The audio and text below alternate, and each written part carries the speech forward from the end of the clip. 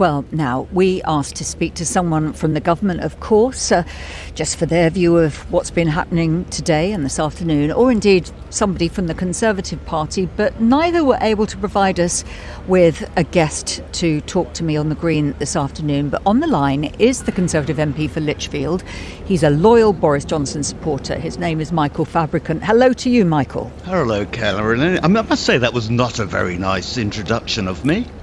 Oh, sounded rather like you couldn't get anyone else, so you went for me instead. I think we were asking for a government minister, unless, Michael, of course, you've been invited into the cabinet, have you?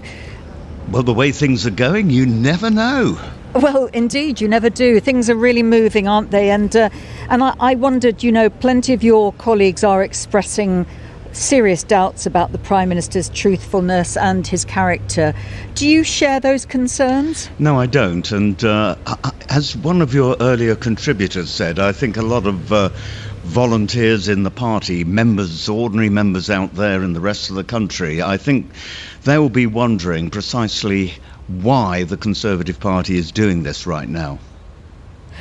It does look, though, as if members of the Cabinet are saying to the Prime Minister, it's time to go. And up until now, we've heard plenty of people saying that they are fed up with being sent out on the airwaves, as you're doing now, Michael, and thank you very much for joining us.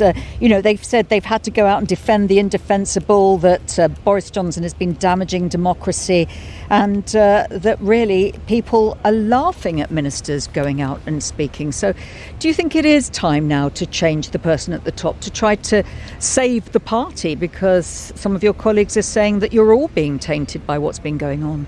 Well, some of my colleagues, of course, never wanted Boris Johnson in the first place. Others never wanted Brexit in the first place. Yes, of course, there have been ups and downs, and it always is so, particularly in a government like the present one, where such major changes are going on in the way we actually run the country. First of all, as you know, getting out of the European Union, then facing the COVID pandemic once in 100 years, and now facing a once in 80 years war in Europe. So, it's midterm blues. Now, look, I'm well aware of the fact that Will Quince, and I understand he quit because he said, well, I had to make certain statements regarding whether or not Boris Johnson knew about Chris Pincher. But, a briefing 3 years ago about someone who'd had a complaint made against him, an inquiry was made, they then didn't decide to take it any further and the complainant was satisfied. It doesn't surprise me that a Prime Minister who has to deal with so many different things wouldn't remember it. OK, well, look, just to remind people about the Chris Pincher allegations, a complaint was upheld against him for predatory behaviour. And he was rebuked.